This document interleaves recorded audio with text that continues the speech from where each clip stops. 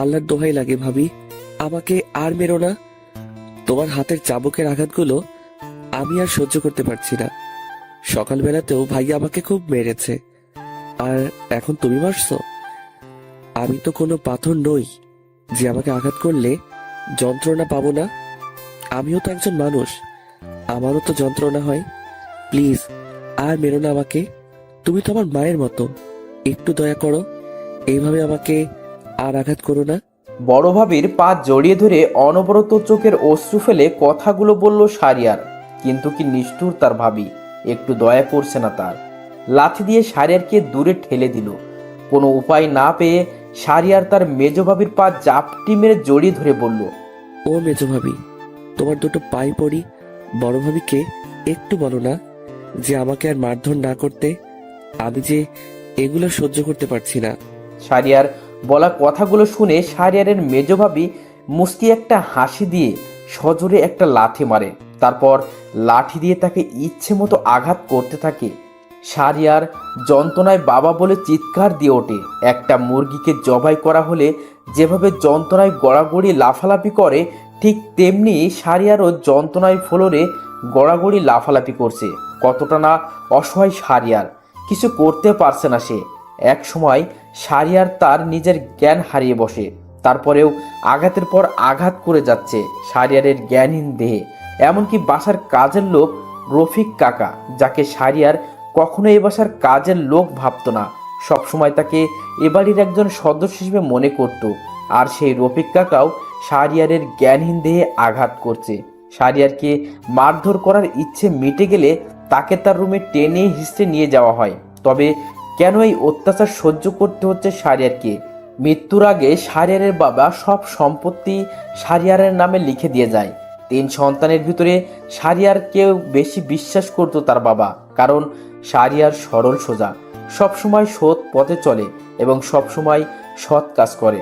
তাই মৃত্যুর আগে শারিয়ারের বাবা শারিয়ারকে সব সম্পত্তি লিখে দিয়ে বলেছিল এই বাড়িটা বাদে সব সম্পত্তি গরিবদের দান করে দিতে।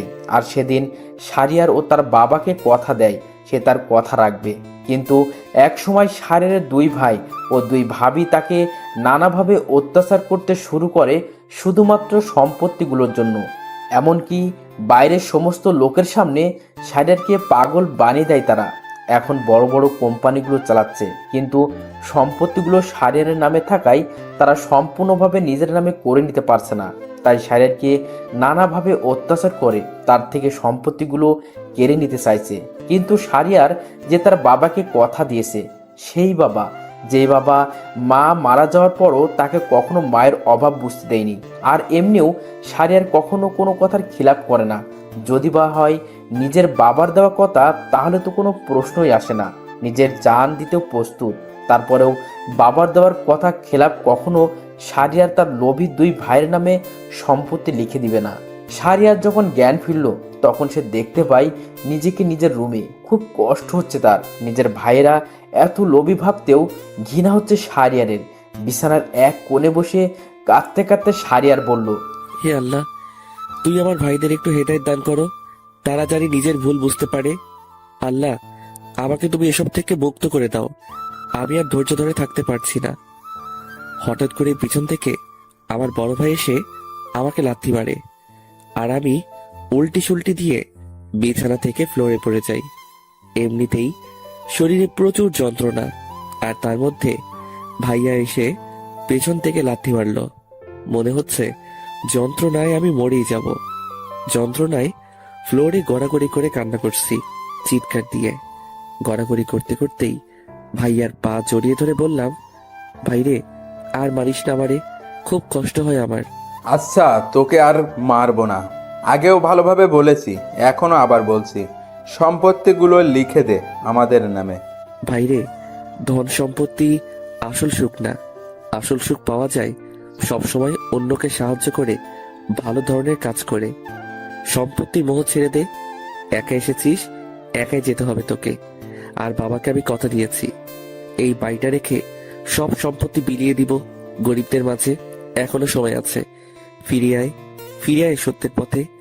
চুপ কর কুত্তার বাচ্চা, তুই তাহলে ভালো কথা শুনবি না? কথাগুলো বলার সাথে সাথে শাহরিয়ারকে কষে দুটো থাপ্পড় মারে। থাপ্পড়টা খেয়ে শাহরিয়ার কিছু দূর চলে যায় আর তার ঠোঁট খানিকটা কেটে যায়। গালে হাত দিয়ে কান্না করতে করতে তাকিয়ে আছে তার নিজের আপন ভাইয়ের দিকে। শোন, আজকে আমার মনটা ভালো, তাই তোকে আর কিছু করলাম না। কথাগুলো বলেই শাহরিয়ারের ভাইয়া সেখান থেকে চলে যায়। আর শাহরিয়ার তখনও নিজের ভাইদের হেদায়েতের জন্য প্রার্থনা করছিল। নতুন এক ষড়যন্ত্রের জাল বুনছে শাহরিয়ারের দুই ভাই ও দুই ভাবি। তারা অনেক ভেবেচিন্তে ঠিক করে তাদের চেনা জানা কারোর সঙ্গে শাহরিয়ারকে বিয়ে নামক পবিত্র এক বন্ধনে আবদ্ধ করে দিবে, যাতে সে মিথ্যে ভালোবাসা দিয়ে ধন সম্পত্তিগুলো হাতিয়ে নিয়ে দিতে পারে। অনেক জোড়াজড়ির পর শাহরিয়ারকে জোর করে অবশেষে বিয়ে করতে বাধ্য করে তারা। বাসর ঘরের ভিতরে গিয়ে শান্তা নিজের বিয়ে করা স্বামী শাহরিয়ারকে দেখতে না পেয়ে চমকে যায়। রুমের চারদিকে ভালো করে তাকিয়ে সে দেখতে পেল শাহরিয়ার বিছানার পিছনে গুটিসুটিভাবে লুকিয়ে ভয়ে কাঁপছে এবং মাঝে মধ্যে কাঁদো কাঁদো শব্দ করছে। তাকে দেখতে পেয়ে সঙ্গে সঙ্গে পা জড়িয়ে ধরে বলল, প্লিজ আমাকে আর মারবেন না, দয়া করুন। আমার শরীরে এমনিতেই খুব ব্যথা। আমি দরকার হলে সারা জীবন আপনার পায়ের নিচে পড়ে থাকবো, তবু প্লিজ আমাকে মারবেন না। কথাগুলো বলার পর পরি শাহরিয়ার তার পাঞ্জামিটা খুলে শান্তাকে দেখিয়ে বলল, এই দেখুন, আমার শরীরে এখনো অনেক আঘাতের চিহ্ন রয়েছে, তার মধ্যে আমাকে আর মারবেন না প্লিজ। শাহরিয়ারের এমন অবস্থা দেখে শান্তার মনটা নিমেষেই গলে যায়। সৃষ্টি হয়ে যায় অদ্ভুত এক মায়ায়। কেউ কি নিজের স্ত্রীর পা জড়িয়ে ধরে এমন করে কাঁদে? ওঠো বলছি। আগে বলেন, আপনি আমাকে মারবেন না। আমি তোমাকে কেন মারবো? তুমি তো আমার স্বামী। তারপর শান্তা জোর করে শাহরিয়ারকে বিছানায় নিয়ে গিয়ে বসিয়ে তার শরীরে ঔষধ লাগিয়ে দেয়। আর শাহরিয়ার বারবার যন্ত্রণায় আটকে উঠেছে। শান্তার ওষুধ লাগানো শেষ হলে শাহরিয়ার তাকে বলল, আপনি না খুব ভালো। জানেন, আমার বাসার সবাই আমাকে আঘাত করে, যন্ত্রণা দেয়, অত্যাচার করে। এমনকি আমাদের বাসার কাজের লোকটা, যাকে আমি সব সময় নিজের কাকা মনে করতাম, সে নিজেও আমাকে খুব মারধর করে। আপনিও কখনো আমাকে অত্যাচার করবেন না তো? শাহরিয়ারের কথাগুলো শুনে খুব মায়া লাগলো শান্তার। শান্তা নিজেই অজান্তে শাহরিয়ারকে বিছানায় শুইয়ে দিয়ে তাকে জড়িয়ে ধরে নিজের বুকের সাথে। শাহরিয়ার নিজেকে শান্তার কাছে থেকে ছাড়াতে চাইলেও শান্তা বলে উঠল। চুপচাপ ঘুমিয়ে পড়ো। শাহরিয়ার আর কিছুই বলতে পারলো না। সে না চাইতেও শান্তার জোড়াজুড়িতে অমনি ঘুমিয়ে যেতে বাধ্য হলো। শাহরিয়ার ঘুমিয়ে গেছে প্রায় অনেকক্ষণ হয়ে গেছে, কিন্তু শান্তার চোখে এখনো ঘুম আসছে না। শান্তা মনে মনে ভাবছে, তাকে তো অন্য একটা কাজে নিয়োজিত করা হয়েছে, তাহলে সে কেন প্রথম রাতে শাহরিয়ার মায়ায় জড়িয়ে যাচ্ছে? সে কি সত্যি সত্যি তার কাজটা ঠিকমতো করতে পারবে কি পারবে না? যদি কাজটা সে দ্রুত করতে না পারে, তাহলে তো টাকার অভাবে হাসপাতালে থাকা তার ভাইটা মারা যাবে। পরের দিন সকালে শান্তা ঘুম থেকে উঠে দেখতে পেল শাহরিয়ার এখনো ঘুমিয়ে রয়েছে, একদম বাচ্চাদের মতো। তার ঘুমন্ত চেহারায় অনেক আঘাতের চিহ্ন ও স্পষ্ট ফুটে উঠেছে, যা দেখে শান্তার খুব খারাপ লাগলো। শান্তা ফ্রেশ হয়ে এসে শাহরিয়ারকে আলতোভাবে শুয়ে ডাকতে লাগলো। শাহরিয়ার ঘুম ঘুম চোখে শান্তাকে বলল, প্লিজ আমাকে আরেকটু ঘুমাতে দেন না। না, এখন আর ঘুমানো যাবে না। ওঠো বলছি। ফ্রেশ হয়ে আমার সাথে নিচে চলো নাস্তা করতে।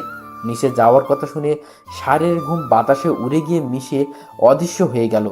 ভয়ে সে লাফ মেরে উঠল আর শান্তাকে কাঁদো কাঁদো গলায় বলল, না না না, মোটেও না, আমি নিচে যাব না।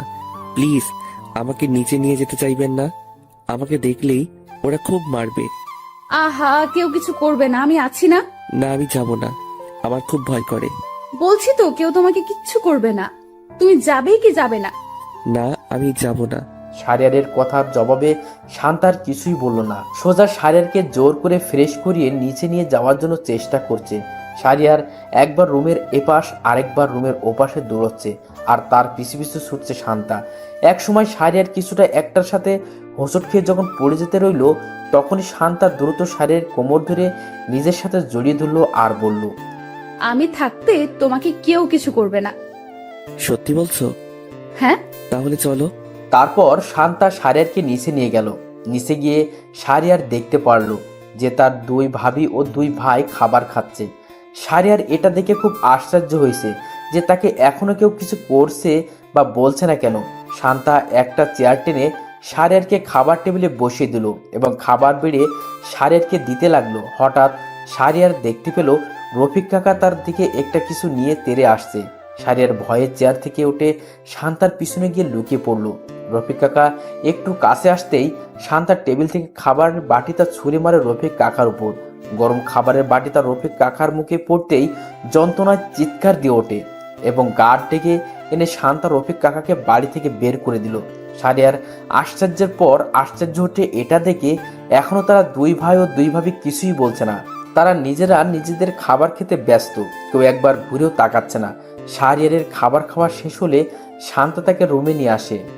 আচ্ছা, রফিক কাকাকে আপনি বাসা থেকে বের না করে দিলেও তো পারতেন। বেচার এখন কি খাবে, কি করবে? এরকম কাজের লোকদের বাসা থেকে বের করে দেওয়াই উচিত। আমার না খুব ভয় লাগছে তোমাকে দেখে। কেন? তুমি খুব রাগী, তাই। তো কি হয়েছে? শুনেছি রাগী মেয়েরাও নাকি কি মারধর করে। তো আমি কি তোমায় মারধর করি? না। তাহলে চুপচাপ থাকো, আর কোনো কথা বলো না। শান্তার কথার জবাবে শাহরিয়ার আর কিছুই বলতে পারল না। বিছানায় বসে বসে গেম খেলছে। সে কখনো হাসছে বা কখনো মন খারাপ করছে তা দেখে কিন্তু শান্তার বেশ ভালো লাগছে। রাতে শান্তা নিজ হাতে শাহরিয়ারকে খাবার খাইয়ে দেয়। অবশ্য জোর করে খাইয়ে দিতে হয়েছিল তাকে। লজ্জায় প্রথমে খেতে চায়নি।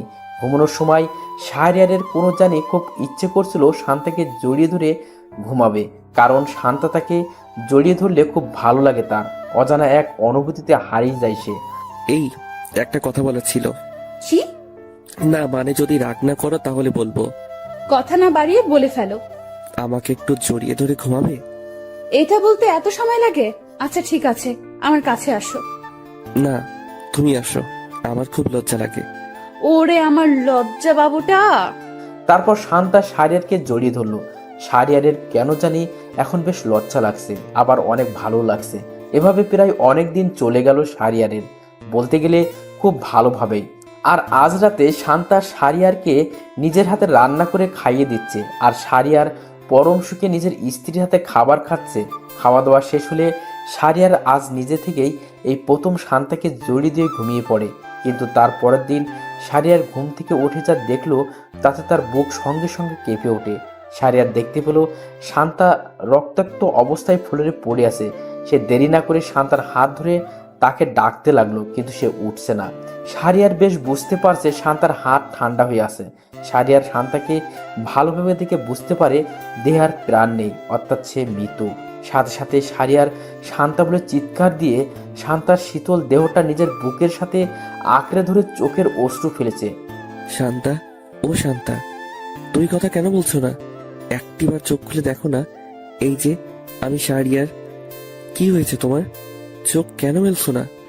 তুমি এইভাবে আমাকে একা করতে পারো না। তুমি চলে গেলে কে আমাকে আমার ভাইয়া ও ভাবিদের হাত থেকে বাঁচাবে? তুমি না থাকলে তো তারা আমাকে প্রতিদিন খুব অত্যাচার করবে। ও শান্তা, কি হয়েছে তোমার? চোখ কেন মেলছো না? শান্তার মৃত শীতল লাশটি জড়িয়ে ধরে অনবরত চিৎকার দিয়ে কেঁদে কেঁদে ভাসিয়ে দিচ্ছে শাহরিয়ার। হঠাৎ শাহরিয়ার বুঝতে পারে কেউ একজন তার রুমের দিকে আসছে, আর সে যখন তার রুমে আসে তাকে দেখে শাহরিয়ারের ভয়ে তার শরীর শিউরে ওঠে। শাহরিয়ার সামনে তাকিয়ে দেখে তার বড় ভাই হাতে একটা ধারালো অস্ত্র নিয়ে দাঁড়িয়ে আছে। অস্ত্রে বেশ খানিক রক্তও দেখতে পেল সে। শাহরিয়ারের বড় ভাই ধারালো অস্ত্রটা নিয়ে হাসতে হাসতে শাহরিয়ারের কাছে এগোতে লাগলো। শাহরিয়ারের ভয়ে তার কলিজার নিমিষেই শুকিয়ে গেল। ভয়ে বারবার কেঁপে উঠছে সে। শান্তার মৃত লাশটি নিজের সাথে আঁকড়ে ধরে কাঁদতে কাঁদতে বলল, শান্তা, ও শান্তা, উঠো না। তুমি না উঠলে যে ভাইয়া আমাকে মারবে। হ্যাঁ, খুব মারবে। শান্তা, দেখো ভাইয়া আসছে আমাকে মারার জন্য। বাঁচাও আমাকে, শান্তা গো। শাহরিয়ারের বড় ভাই শাহরিয়ারের কাছে এসেই তাকে সজোরে একটা লাথি মারে। লাথি খেয়ে শাহরিয়ার শান্তার মৃত লাশটির থেকে কিছুটা দূরে সরে যায়, কিন্তু সে আবার শান্তার মৃত দেহটিকে নিজের সাথে আঁকড়ে ধরে বলল, শান্তা, বাঁচাও আমাকে। শান্তা, শান্তা। শাহরিয়ারের এমন কাণ্ড দেখে পিছন থেকে হাসতে হাসতে শাহরিয়ারের মেজ ভাই ও দুই ভাবি শাহরিয়ারের সামনে আসলো। আহারে, বেচারা এখন কতটা না অসহায়।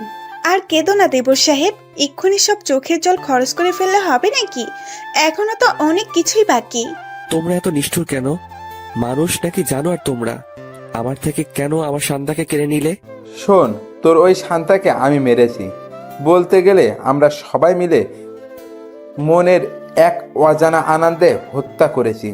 তার কারণ শান্তাকে আমরা তোর সাথে বিয়ে দিয়েছি শুধুমাত্র এর জন্য যে তোকে মিথ্যা ভালোবাসা দিয়ে সম্পত্তিগুলো হাতিয়ে নিয়ে আমাদের হাতে এনে দিতে পারে। কিন্তু তা না করে শালি শুধু দিন দিন তোর প্রতি ভালোবাসা বাড়ছিল, তোকে সত্যি সত্যি নাকি ভালোবেসে ফেলেছে, আর সে কখনো তোর সাথে নাকি বেইমানি করতে পারবে না।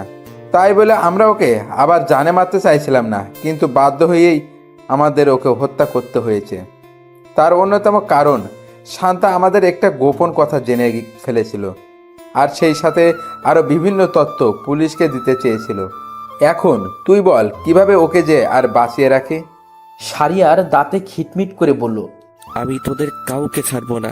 কথাটা বলার সাথে সাথে শারিয়ারের তার হাতের কাছে যা পায় তাই দিয়ে তার ভাইদের দিকে এগিয়ে যায়, কিন্তু তার ভাইরা এটা দেখে হাসছে যে ঠিকমতো ভয়ে কথাই বলতে পারে না, সে আবার তাদের মারার জন্য তেড়ে আসছে। বড় হাস্যকর একটা ব্যাপার তাদের কাছে মনে হচ্ছে। শারিয়ার যখন তার ভাইদের আঘাত করতে যাবে, ঠিক সেই সময় পুলিশ এসে শারিয়ারকে জাপটি মেরে ধরে। তারপরেও শারিয়ারের ছোটার জন্য অস্থির হয়ে পড়ছে, কিন্তু পারছে না সে। শারিয়ারের মেজ ভাই চিৎকার করে পুলিশকে বলল, অফিসার, এই মানুষরূপী জানোয়ার ভাইটা তার স্ত্রীকে হত্যা করেছে, আর এখন আমাদেরও হত্যা করার জন্য এগিয়ে আসতেছিল। মেজ ভাইয়ের কথা শুনে শারিয়ারের অবাক না হয়ে পারল না।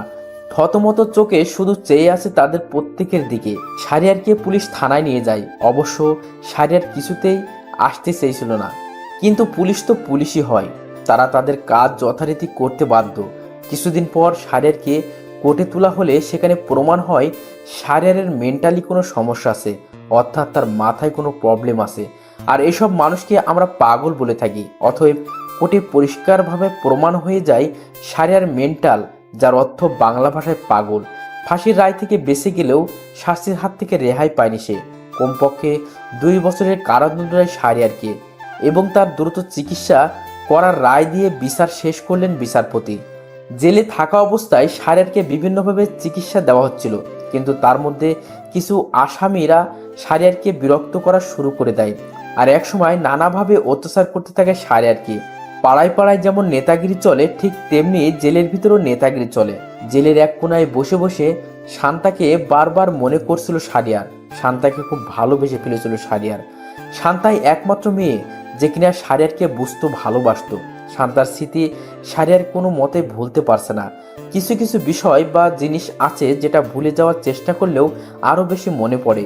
শারিয়ার কখনো ভেবে উঠতে পারেনি শেষ পর্যন্ত যাকে ভালোবেসেছিল তার খুনের মিথ্যা অপবাদেই আজ জেল খাটতে হচ্ছে তাকে। হঠাৎ করেই কয়েকজন লোক এসে শারিয়ারকে মারতে থাকে, কিন্তু শারিয়ার এখনো কিছু করতে পারছে না। ভয়ে বারবার তাদের পা জড়িয়ে মিনতি করে ছেড়ে দিতে হঠাৎ তাদের মধ্যে একজন লোক বলে উঠল, আব্বে পাগলা শালা, তুই নাকি তোর স্ত্রীকে হত্যা করছিস?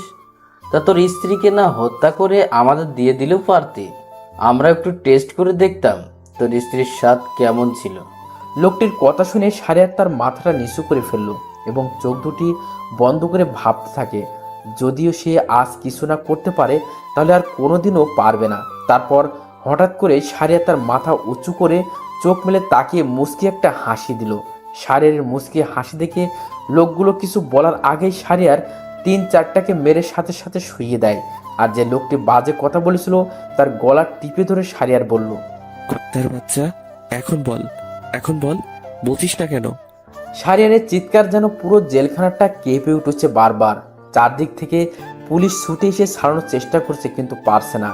অবশেষে অনেক কষ্টের পর ছাড়াতে সফল হয় পুলিশ। শারিয়ারের অবস্থা সুবিধার মনে হচ্ছিল না বলে তাকে চিকিৎসার জন্য দ্রুত পাঠানো হলো। 2 বছর পর জেল থেকে বের হলো শারিয়ার। চোখ মেলে তাকিয়ে দেখলো বাইরের জগৎটাকে। এখন সে সম্পূর্ণ সুস্থ, কিন্তু তার মনে এখন রয়েছে অনেক বেদনা, যে বেদনা ভোলা বড় কঠিন তার কাছে। রাত প্রায় 11:45। শারিয়ারের বড় ভাই এখনো ঘুমায়নি, অথচ তার স্ত্রী সেই কবেই ঘুমিয়ে পড়েছে। শারিয়ারের বড় ভাই আজ অনেক খুশি, তার কারণ বহুদিন আগে নানা রকম কায়দায় করে শারিয়ার কাছ থেকে সব সম্পত্তি লিখে নিয়েছে। আর আজ সকালে 2 বছর পর যখন শারিয়ার জেল থেকে বের হবে, অমনি তার লোকজন শারিয়ারকে জানে মেরে ফেলবে। এতক্ষণে মনে হয় শাহরিয়ার মরে কাঠ হয়ে গেছে। আহ, ভাবলেই খুশিতে মনটা লাফিয়ে উঠছে। এখন শুধু ভাবছি কাল সকালে ওর লাশ দেখে কিভাবে কান্নার অভিনয় করব। আরে এমনিতেই তো আমি অভিনয়টা খুব ভালো জানি। হঠাৎ শাহরিয়ারের বড় ভাই বুঝতে পারলো কেউ তার সামনে দাঁড়িয়ে নরম কণ্ঠে বলছে। ভাইয়া, ও ভাইয়া। শাহরিয়ারের ভাই ভয়ে যখন বাতি অন করে তখন যাকে দেখে তাতে সঙ্গে সঙ্গে চমকে যায় সে। শাহরিয়ার তুই? হ্যাঁ ভাইয়া, আমি এসেছি সঙ্গে। এই যে দেখো, রক্তমাখা ছুরিটাও নিয়ে এসেছি তোমার জন্য উপহার স্বরূপ। তুই আমাকে ভয় দেখাচ্ছিস? না হয়েছে আর পারলাম না। আর তোর তো এতক্ষণে কাঠ হয়ে যাওয়ার কথা ছিল, কিন্তু তুই এখনো বেঁচে আছিস কিভাবে? আমার মনে হয় তুই সেখান থেকে পালিয়ে এসেছিস। আর তুই কি ভেবেছিস তোর এই রং মাখা ছুরিটা দেখে আমি ভয় পাবো? বড়ই হাস্যকর। আমার লোকদের হাত থেকে বেঁচে গেলেও আমার হাত থেকে কে বাঁচাবে তোকে? নিজের বড় ভাইয়ের এমন কথা শুনে শাহরিয়ার তার ছুরিটায় লেগে থাকা রক্ত বুড়ো আঙুল দিয়ে মুছতে মুছতে নরম সুরে বলল। তোমাদের সবার সময় যে ফুরিয়ে আসছে ভাইয়া, বাঁচবে না, কেউ বাঁচবে না। কথাগুলো বলার পরই শাহরিয়ার জোরে জোরে ভয়ঙ্করভাবে হাসতে শুরু করলো, আর সাথে সাথে রুমের বাতি নিভে গেল। শাহরিয়ারের হাসিটা বাড়িটা যেন ফেটে যাচ্ছিল। এখন কেন জানি শাহরিয়ারের বড় ভাইয়ের মনে ভয়ের উৎপত্তি হচ্ছে। মনের অজান্তে কখন যে শাহরিয়ার ভাইয়ের শরীরে প্রতিটা লোম দাঁড়িয়ে গেছে সেদিকে কোনো খেয়াল নেই শাহরিয়ার বড় ভাইয়ের। এরূপ ভয়ঙ্কর হাসির শব্দে শাহরিয়ারের বড় ভাবির নিদ্রা যে কোথায় পালিয়ে গেছে লাফ মেরে উঠল শাহরিয়ারের বড় ভাবি এবং তার স্বামীকে জড়িয়ে ধরে বলল, এসব কি হচ্ছে? হঠাৎ করেই আবার বাতি জ্বলে ওঠে, কিন্তু এখন আর হাসির শব্দ আসছে না। শাহরিয়ারের মেজ ভাই ও মেজ ভাবি দ্রুত তার বড় ভাই ও ভাবির রুমে আসে। তাদের সবার একই প্রশ্ন, এরূপ ভয়ঙ্কর হাসিটা ঠিক কার ছিল? কিছুক্ষণ চুপ থেকে বড় ভাই সবাইকে সবটা খুলে বলল। সেদিন রাতে সবাই বাড়ির প্রতিটা কোনায় কোনায় খুব ভালো করে দেখে, কিন্তু শাহরিয়ারকে খুঁজে পায়নি।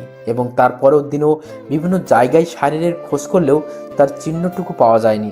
ধীরে ধীরে পার হয়ে যায় মাস খানিক সময়। আর এই সময়ের মধ্যে দেশের ডিকাইস্টার উইন নামক নতুন একটি শক্তিশালী গ্যাং তৈরি হয়।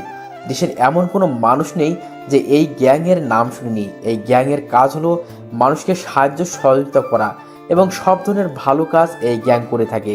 এছাড়াও দেশ থেকে আবর্জনা পরিষ্কার করা এই গ্যাংয়ের অন্যতম প্রধান কাজ।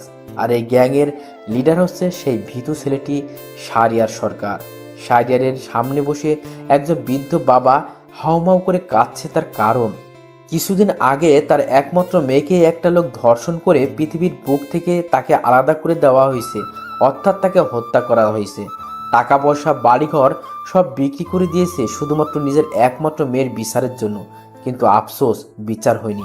শাহরিয়ার বৃদ্ধ লোকটিকে হেসে সে বলল, ধর্ষণের আবার বিচার হয় নাকি? আজ পর্যন্ত কোনো ধর্ষণের বিচার কি হয়েছে? আর যদিও বা হয় আমাদের এই বাংলাদেশে, তাহলে তো কোনো কথাই নাই। যদি একজন কোটিপতির মেয়ের ধর্ষণ হয় তাহলে বিচার হয়ে যাবে। যদি একজন এমপির মেয়ের ধর্ষণ হয় তাহলে বিচার হয়ে যাবে। যদি একজন ক্ষমতাশালী লোক বা নেতার মেয়ের ধর্ষণ হয় তাহলে বিচার হয়ে যাবে। কিন্তু যদি একজন মধ্যবিত্ত পরিবারের মেয়ের ধর্ষণ হয় তাহলে বিচার হয় না।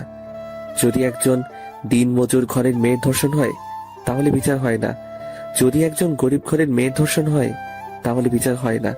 হ্যাঁ, এটাই আমাদের উন্নত মানের দেশ বাংলাদেশ, যে দেশে ধর্ষণ করা একটা ফ্যাশন হয়ে গেছে। যে ফ্যাশনটা আমাকে, আপনাকে, সবাইকে একত্রিত হয়ে আটকাতে হবে। অনেকে এর জন্য প্রতিবাদ করে, কিন্তু প্রতিবাদের মতো প্রতিবাদ করে না, তাই আজ এই অবস্থা। আপনি কোনো চিন্তা করবেন না, আপনি আমার কাছে আসছেন, বাকিটা আমি রেখে দিব। কিন্তু আবার এটা মনে করবেন না যে আমি গিয়েই লোকটিকে কেটে কেটে টুকরো টুকরো করে ফেলবো। একটা কথা মনে রাখবেন, সব ছেলেরাই ধর্ষণকারী হয় না, আবার সব মেয়েরাও ভালো হয় না। আমার হাত বহুদূর, জানতে খুব একটা দেরি হবে না আমার। আপনি আমার সাথে এখানে থাকেন, আপনার মেয়ের ব্যাপারটা ক্লিয়ার করা পর্যন্ত। যদি ছেলেটা সত্যি সত্যি ধর্ষক হয়ে থাকে তাহলে তার শেষ নিঃশ্বাস ত্যাগ করতে আর বেশি দেরি হবে না। ধর্ষণকারীদের বাঁচার কোনো অধিকার নেই। কিছুক্ষণ পর শাহরিয়ারের কাছে প্রমাণ চলে আসে যে ছেলেটা সত্যি সত্যি মেয়েটিকে ধর্ষণ করছে। শাহরিয়ার মেয়েটির ধর্ষণের ভিডিওটা ফ্লোরে ছুঁড়ে মেরে বলল, ধর্ষণকারীদের বাঁচার কোনো অধিকার নেই, মেরে ফেলো ওকে, এমন ভাবে মারবি যাতে মানুষ ভয়ে আর এসব কাজ করতে অন্তত জানি 100 বার হলেও ভাবে। তারপর শাহরিয়ারের কথা মতো তার গ্যাংয়ের লোকজন তাই করলো। ওই পশুরূপী লোকটিকে নৃশংসভাবে মেরে রাস্তার এক কোণে ঝুলিয়ে রেখে এসেছে। পরের দিন সকালে শাহরিয়ার একটা বিশেষ কাজে কক্সবাজারের উদ্দেশ্যে রওনা দেয় এবং দুপুরে সে কক্সবাজারের একটা হোটেলে গিয়ে ওঠে। বিকালে সে সমুদ্র পাড়ে দাঁড়িয়ে চোখের পাতা বন্ধ করে প্রকৃতিকে বেশ উপভোগ করছিল আর শান্তাকে মনে করছিল। কিন্তু সে যখন তার দুই নয়ন মিলে তাকায় তখন সে সামনে যাকে দেখতে পেল তাকে দেখে শাহরিয়ার হাঁটু গেড়ে বসে পড়ে। যে বিশ্বাসই করতে পারছে না তার সামনে শান্তা দাঁড়িয়ে আছে। শাহরিয়ার এখন আর নিজেকে কি করেই বা ধরে রাখবে। সে দ্রুত গিয়ে শান্তার হাতখানি শক্ত করে ধরে চিৎকার দিয়ে কেঁদে কেঁদে বলল, তুই সত্যি বেঁচে আছো? তাহলে এতদিন কোথায় ছিলে? কিভাবে ছিলে? আমার মাথায় কিছুই আসছে না। ও শান্তা, তুই কিছু বলছো না কেন? কি হয়েছে তোমার? শাহরিয়ারের জবাবে সে কিছুই বলল না। ঠাটে দুটো থাপ্পড় বসিয়ে দিয়ে বলল, কে আপনি? আমার হাত ধরার সাহস পেলেন কোথায়? আর কি আপনার পরিচয়? শাহরিয়ারের কিছু বলতে যাবে তার আগে সে দেখতে পেল একটা ছোট মেয়ে শান্তাকে আম্মু বলে জড়িয়ে ধরলো। কিছু বুঝে ওঠার আগেই হঠাৎ শাহরিয়ারকে পিছন থেকে কে যেন দৌড়ে এসে একটা লাথি মারে, যার কারণে শাহরিয়ার মাটিতে থুবড়ে পড়ে যায়। পিছনে ফিরে তাকিয়ে দেখে আনুমানিক 20 থেকে 21 বছরের একটা ছেলে রাগের দৃষ্টিতে দাঁড়িয়ে আছে। তোর সাহস কি করে হলো আমার বোনকে স্পর্শ করার? কে তুই? শাহরিয়ার কোনো মতে উঠে দাঁড়িয়ে বলল, আমি শাহরিয়ার সরকার, আর এই সামনে দাঁড়িয়ে থাকা মেয়েটা অর্থাৎ শান্তা আমার স্ত্রী। শাহরিয়ার নামটা শুনে তারা দুজনকে চমকে ওঠে এবং সঙ্গে সঙ্গে ছেলেটি শাহরিয়ারের হাতখানি ধরে কান্না জড়িত কণ্ঠে বলল, আমার বোন শান্তা কোথায় দুলাভাই? তার মানে শান্তা তোমার বোন? হ্যাঁ, শান্তা আপু আমার বোন, কিন্তু সে কোথায়? তুমি কি আমার সাথে মজা করছো? শান্তা তো আমাদের সামনেই দাঁড়িয়ে আছে। ও শান্তা আপু না দুলাভাই। হোয়াট? ও শান্তা আপুর যমজ বোন শান্তি আপু। শাহরিয়ার কথাটা শুনে একদম চুপ হয়ে যায়। শান্তাকে ফিরে পাওয়ার শেষ আশাটুকু সে হারিয়ে ফেলে। তার মানে সে শান্তা নয়, তার যমজ বোন শান্তি। হঠাৎ ছেলেটি আবার বলে উঠল, কি হলো বলুন, আমার বড় বোন কোথায়? কিন্তু শাহরিয়ার এখনো কিছু বলছে না, চুপ করে দাঁড়িয়ে আছে, মাথাটা ঠিক হালকা নিচু করে। শাহরিয়ারের এমন চুপ করে থাকা দেখে এবার শান্তি চোখের অশ্রু ফেলতে ফেলতে শাহরিয়ারকে বলল, কি হলো বলুন? আমার বড় বোন কোথায়? বড় বোন আর ছোট ভাইটি হারিয়ে যায়। ভাগ্যের জোরে হাসপাতালে আমার এই ভাইটিকে পেয়ে গেলেও পাইনি আমার বোনের দেখা। বলুন না কোথায় সে? তাকে একবার জড়িয়ে ধরে কাঁদতে চাই, আর যে কষ্ট সহ্য করতে পারছি না। কিন্তু শাহরিয়ার এখনো কোনো কিছুই বলছে না, চুপটি মেরে দাঁড়িয়ে আছে। জানেন, ছোটবেলায় আমরা যখন হারিয়ে যাওয়ার পর থেকে আমার বড় বোন শান্তাই খুব কষ্ট করে দুবেলা দুমুঠো খাবার এনে দিত। নিজে না খেয়ে থাকতো, কিন্তু আমাদেরকে কোনো সময় না খেয়ে থাকতে দিত না। যখন আমার বড় ধরনের একটি রোগ ধরা পড়ে তখন দিনে রাতে সব সময় কাঁদতো আপু, কারণ আমার অপারেশনের জন্য অনেক টাকার প্রয়োজন। কিন্তু এত টাকা আপু কোথায় পাবে, কি করে জোগাড় করবে, তাই ভেবে সব সময় অস্থির হয়ে থাকতো। কিন্তু এক সময় একজন লোক এসে বলল তার ছোট ভাইকে বিবাহ আবদ্ধ করে তার সম্পত্তিগুলো হাতিয়ে তাদের হাতে দিতে পারলে আমার অপারেশনের সমস্ত টাকাই তারা দেবে। প্রথমে আপু রাজি না হলেও পরে আমার কথা ভেবে রাজি হয়ে যায়। কিন্তু শান্তা আপু যখন আপনার সাথে থাকতে শুরু করে তখন সে বুঝতে পারে আপনার মতো ভালো মানুষকে ঠকানো তা ঠিক হবে না। জানেন, আপু যখন হসপিটালে আমার সাথে দেখা করতে আসতো সব সময় তখন আপনার কথা আমাকে বলতো আর কাঁদতো। কিন্তু এক সময় আমি আপুর হাত দুটো ধরে বলেছিলাম বিশ্বাস ভাঙাটা সবচেয়ে বড় অপরাধ, আর সেই অপরাধের টাকায় আমি আমার চিকিৎসা করাতে চাই না। শুধু আমার দিন ফুরানোর আগে আমার সাথে দেখা করে যেও শেষবারের মতো। সেদিন আপু কিছুই বলছিল না, কিভাবে কি করবে সেটাই ভেবে যাচ্ছিল প্রতিনিয়ত। কিন্তু যেদিন আমার অবস্থা খুব খারাপ ছিল সেদিন দীর্ঘ অপেক্ষা করেছিলাম আমি আপুর জন্য, কিন্তু আপু আর আসেনি। যন্ত্রণায় আমি বারবার আপুকে ডাকছিলাম, কিন্তু আমার সোনার টুকরো বোনটি আসেনি। যন্ত্রণায় যখন হাসপাতালের বেডে বারবার চিৎকার করে উঠছিলাম তখন বুঝতে পারলাম যে আমার সামনে কেউ দাঁড়িয়ে আছে আর আমার গলার লকেটটা খুব মনোযোগ সহকারে দেখছে। আমি সামনে তাকিয়ে দেখি শান্তা আপু, কিন্তু আসলে সে শান্তা আপু ছিল না, সে ছিল শান্তি আপু। শান্তা আপু ভেবে যখন আমি তাকে কিছু বলতে যাব তার আগে সে চিৎকার করে কোথায় যেন চলে গেল, এবং কিছুক্ষণ পর দেখলাম তার সাথে একজন বৃদ্ধ লোক এবং বৃদ্ধা মহিলাকে নিয়ে আসলো। আর তারাও আমার দিকে কিছুক্ষণ তাকিয়ে থেকে তারপর হাউমাউ করে কান্না করে দিল। আর তারাই ছিল আমার মা বাবা। আর তারপর ডাক্তারের কাছ থেকে জানতে পারলো আমার রোগের কথা, এবং তারা আর দেরি করেনি, দ্রুত আমার চিকিৎসার ব্যবস্থা শুরু করে ফেলে, এবং আমি সম্পূর্ণ সুস্থ হলে হসপিটাল থেকে আমাকে এক বিশাল বাড়িতে নিয়ে যাওয়া হয়, আর সেটাই ছিল আমাদের বাড়ি। তারপর এক সময় শান্তা আপুর কথা জিজ্ঞেস করলে আমি সেদিন কিছুই বলতে পারিনি, নীরবে শুধু চোখের জল ফেলেছি সেদিন। প্লিজ বলুন আমার বোন কোথায়, কিভাবে আছে, কেমন অবস্থায় আছে, কি অবস্থায় আছে, দয়া করে বলুন, আপনার দুটো পায়ে ধরি, প্লিজ বলুন আমার বোন কোথায়। কান্নায় চোখের জল ফেলতে ফেলতে কথাগুলো বলল ছেলেটি, কিন্তু শাহরিয়ার এবার আর চুপ করে থাকতে পারেনি, কান্নায় ভেঙে পড়ে বলল, তোমার বোন আর এই পৃথিবীতে নেই, চলে গেছে বহু দূরে। এতটা দূরে চলে গেছে যে চাইলেও তাকে আর কোনো দিন ফিরিয়ে আনা যাবে না। কি বলছেন এগুলো? এই শান্ত, উনি কি বলছেন? যা বলছি তাই সত্যি। বলেন, আপনি মিথ্যা বলছেন। শান্তা আপু কিছুই হয়নি, বলুন আপনার সব কথাগুলোই মিথ্যা। শান্তার বেঁচে নেই। আজ থেকে 2 বছর আগে পৃথিবীর মোহ ত্যাগ করেছে সে, মরে গেছে শান্তা। কথাটা শুনেই শান্তা শাহরিয়ারের কলার চেপে ধরে উচ্চ স্বরে বলল, না না না, আমার আপু মরতে পারে না, কিছুতেই না। তো তুই নিশ্চয়ই তুই আমার আপুকে খুন করছিস। কুত্তার বাচ্চা, আমি তোকে ছাড়বো না।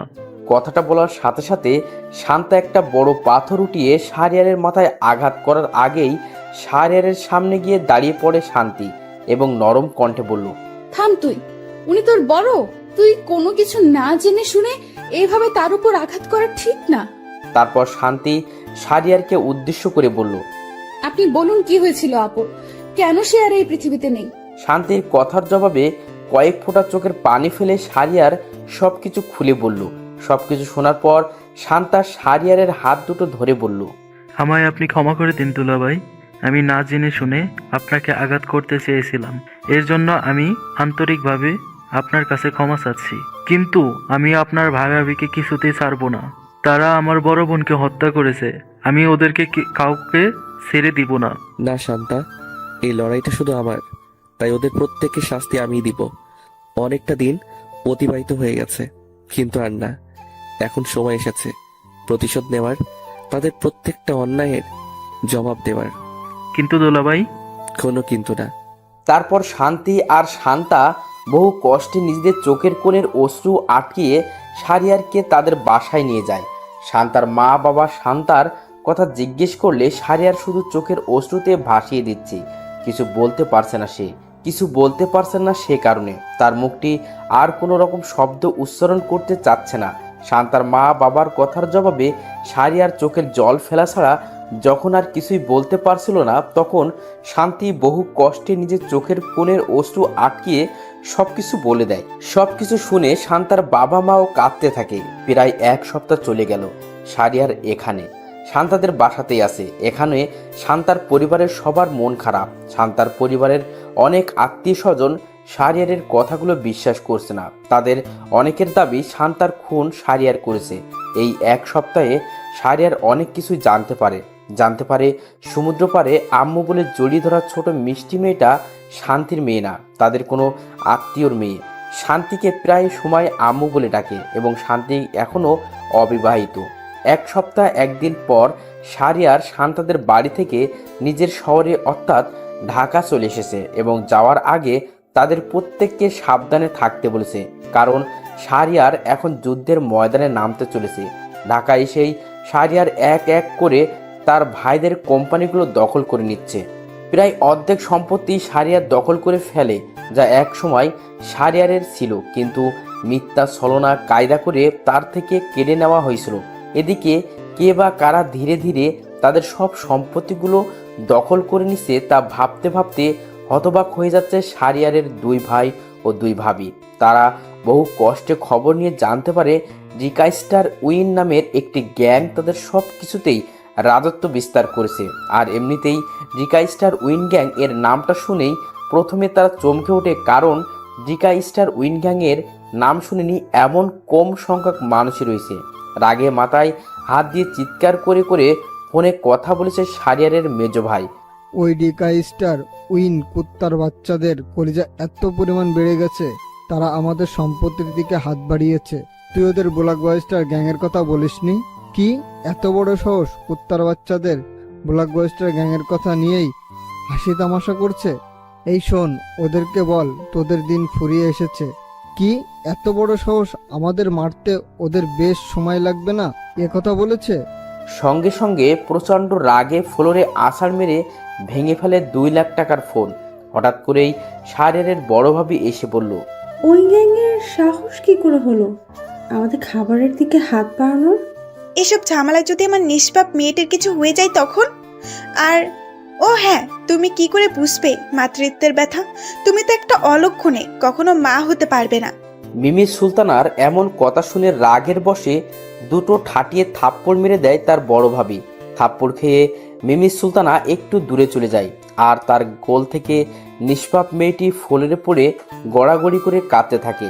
শাহরিয়ারের বড় ভাবি সেদিকে না তাকিয়ে রাগে গসগস করতে করতে সেখান থেকে চলে যাওয়ার সাথে সাথে মিমি সুলতানা ফ্লোর থেকে তার শিশুটিকে উঠিয়ে নিজের বুকে জড়িয়ে নিয়ে তার স্বামীকে বেশ রাগী গলায় বলল, ছি, তোমার সামনে বড়ভাবে আমাকে থাপ্পড় মেরেছে, তারপরেও তুমি কিছু বললে না? এ কেমন স্বামী তুমি? এখানে আমি বা আর কি করব? তুমি তো খুব ভালো করেই জানো ভাবি মা হতে পারবে না। এই নিয়ে কথা তুললে ভাবি নিমিষেই রেগে ওঠে। তা জানা সত্ত্বেও কেন তুমি সেই কথা তুলতে গেলে? কি বা দরকার ছিল এই কথা বলার? নিজের স্বামীর কথার জবাবে মিমি সুলতানা আর কিছুই বলল না, দ্রুত সেখান থেকে তার রুমে চলে গেল। বিকেলবেলা নিরিবিলি বাসার এক কোণে বসে আছে শাহরিয়ার। খুব একা একা লাগছে তার। শান্তাকে হারিয়ে যে আজ বড় একা শাহরিয়ার। যদি আজ শান্তা বেঁচে থাকতো তাহলে বোধহয় তার একাকিত্বতা আর থাকতো না। হঠাৎ করেই শাহরিয়ারের ফোন বাজতে শুরু করে। শাহরিয়ার বিরক্তিমাখা মুড নিয়ে ফোনটা রিসিভ করে বলল, কে? আমি শান্তি। ও আচ্ছা, আপনি? হ্যাঁ, তো দুপুরে খাবার খেয়েছেন কি? না, কেন? খাইয়ে দেওয়ার সেই মানুষটি যে আর নেই।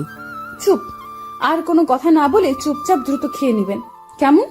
তারপর শান্তি শাহরিয়ারের সাথে আরো কিছুক্ষণ কথা বলে ফোন কেটে দেয়। পরের দিন সকালে আবার শাহরিয়ারের ফোনটা বেজে ওঠে এবং ফোন রিসিভ করে শাহরিয়ার যা শুনল তাতে শাহরিয়ারের রুহটা যেন কেঁপে ওঠে।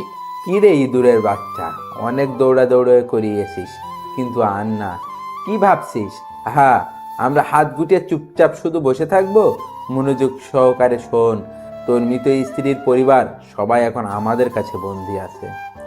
যদি তাদের মুক্তি করতে চাস তাহলে চলে আস আমাদের বাড়িতে, আর মোটেও তোর গ্যাং এর লোকজন নিয়ে আসবি না, তাহলে সবাই উপরে চলে যাবে, তাদের লাশ অবধি খুঁজে পাবি না তুই।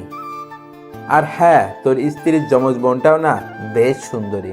কে জানে আমার কোনো লোক তোর স্ত্রীর বোনকে স্বীকার করে ফেলে। তাই বলছি, কোনো রকম চালাকি না করে একা এবং খুব দ্রুত চলে আয়। ডিকুইন্টার উইন গ্যাং এর লিডার শাহরিয়ার সরকার। কথাগুলো বলার পরপরই শাহরিয়ারের বড় ভাই জোরে জোরে চিৎকার দিয়ে দিয়ে হাসতে থাকে। শাহরিয়ার ফোন কেটে দিয়ে গভীরভাবে ভাবতে থাকে কি করে তাদের প্রত্যেককে উদ্ধার করা যায়, কিন্তু কিছুই ভেবে পাচ্ছে না সে। যতবার শাহরিয়ার গভীরভাবে ভাবে ততবারই ফলাফল তার কাছে শূন্য আসছে। কিছুতেই কোনো পথ খুঁজে পাচ্ছিল না সে। তাই আর কোনো কিছু না ভেবে শাহরিয়ার চলে যায় তাদের সেই আগের বাড়িটাতে। সেখানে গিয়ে দেখতে পেল শান্তার পরিবারের সবাইকে বেঁধে রাখা হয়েছে। শাহরিয়ারকে দেখতে পেয়ে দৌড়ে এসে একটা লাথি মারলো তার মেজো ভাই, যার ফলে শাহরিয়ার সঙ্গে সঙ্গে ফ্লোরে পড়ে যায়। ইচ্ছা করলেও কিছু করতে পারছে না শাহরিয়ার। অনেক খেলা খেলেছিস, এবার তোর খেলা শেষ করার সময় এসে গেছে। তারপর শাহরিয়ারের বড় ভাই শাহরিয়ারকে ইচ্ছে মতো আঘাত করতে শুরু করে। রক্তাক্ত অবস্থায় ফ্লোরে পড়ে আছে শাহরিয়ার, আর তার সামনে দাঁড়িয়ে অট্ট হাসিতে মেতে উঠেছে শাহরিয়ারের দুই ভাই। হাসির এক পর্যায়ে শাহরিয়ারের মেজো ভাই বলে উঠল, বেচারা কিছুক্ষণ পর চিরদিনের জন্য উপরে চলে যাবে। তা যাওয়ার আগে একটা বিরাট সত্য কথা শুনে যা। বাবার মৃত্যু হার্ট অ্যাটাকে হয়নি, বরং আমরা বাবাকে গলা টিপে মেরে হার্ট অ্যাটাকের বাহানা তৈরি করেছিলাম। বেচারা শাহরিয়ার আজ কত বড় অসহায়। কথাটা বলার সাথে সাথে শাহরিয়ারের বড় ভাই হাতে এক ধারালো চকচকে অস্ত্র নিয়ে এগোতে থাকে শাহরিয়ারের দিকে। এক সময় শাহরিয়ারের কাছে এসেই যেই শাহরিয়ারকে শেষবারের মতো আঘাত করতে যাবে, ঠিক তার আগেই শাহরিয়ার উঠে দাঁড়িয়ে পড়ে এবং তার বড় ভাই সহ তার সব লোকজনকে নিমেষেই মেরে শুইয়ে দেয়। সবাই ফ্লোরে গড়াগড়ি করে যন্ত্রণায় ছটফট করছে, বিশেষ করে শাহরিয়ারের বড় ভাই। চোখ সহ মুখটাও রাগে লাল হয়ে গেছে শাহরিয়ারের। সামনে দাঁড়িয়ে থরথর করে কাঁপছে তার মেজো ভাই। শাহরিয়ার তার মেজো ভাইয়ের দিকে এগোতে লাগলে তার মেজো ভাই দ্রুত গিয়ে শান্তার গলায় অস্ত্র ধরে বলল, খবরদার শাহরিয়ার, আমার কাছে আসবি না, তাহলে কিন্তু তোর এই শালাকে আমার মারতে বেশ সময় লাগবে না। হঠাৎ করেই শাহরিয়ারের মেজো ভাই ফ্লোরে লুটিয়ে পড়ল। তার প্রধান কারণ হচ্ছে মিমি সুলতানা। ভারী কিছু একটা দিয়ে নিজের স্বামীকে আঘাত করেন মিমি সুলতানা এবং কাঁদতে কাঁদতে বলল, শান্তাকে খুন করেছিস? কিছু বলিনি, অবশ্য তুই আমাকে রুমে বন্ধ করে রেখেছিলি সেদিন, না হলে আমি শান্তার হত্যা কখনো হতে দিতাম না। অনেক সহ্য করেছি, কিন্তু আর না, আর নিজেকে সামলাতে পারলাম না। তুই কেমন সন্তান রে, নিজের পিতাকেই হত্যা করেছিস? ছি, তোর মতো স্বামী যেন অন্য কারো ভাগ্যে না জোটে। কথাগুলো বলার পরপরই মিমি সুলতানা শান্তার পরিবারের সবার হাতের বাঁধন খুলতে ব্যস্ত হয়ে পড়ে। এতক্ষণ মেজবাবির কথা দাঁড়িয়ে দাঁড়িয়ে শুনছিল শাহরিয়ার। তারপর কিছু একটা বলতে যাবে, তার আগেই পিছন থেকে কিছু একটা দিয়ে কেউ তার মাথায় আঘাত করে। এক হাত দিয়ে মাথা চেপে ধরে পিছন ফিরে তাকিয়ে দেখে তার বড় ভাবি। প্রচণ্ড রাগী দৃষ্টিতে শাহরিয়ার এগোতে থাকে তার বড় ভাবির দিকে এবং তার বড় ভাবি ভয়ে হাতে থাকা জিনিসটি ফেলে দিয়ে পিছুতে থাকে।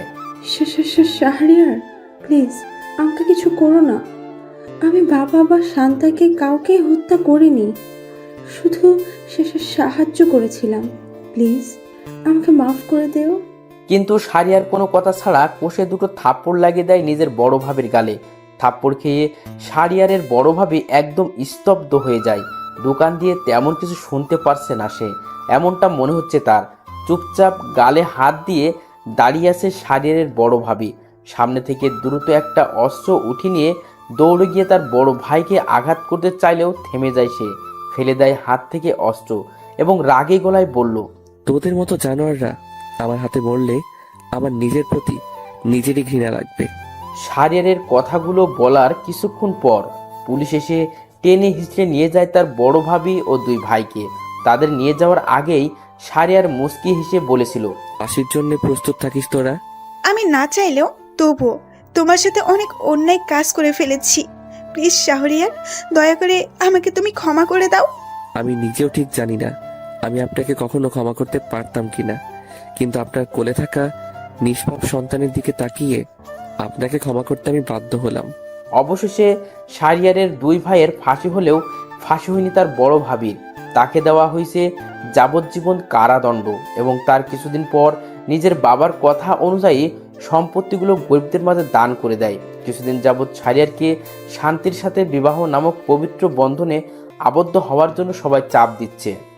এমনকি শান্তি নিজেই স্বয়ং বহুবার বলেছে শাহরিয়ারকে, কারণ শান্তি নিজের অজান্তেই মনের গৃহণে শাহরিয়ারকে জায়গা দিয়ে ফেলেছে। অবশেষে বহু কষ্টে শান্তি শাহরিয়ারের সাথে বিবাহ নামক বন্ধনে আবদ্ধ হয়। দ্বিতীয়বারের মতো বাসর হচ্ছে শাহরিয়ারের।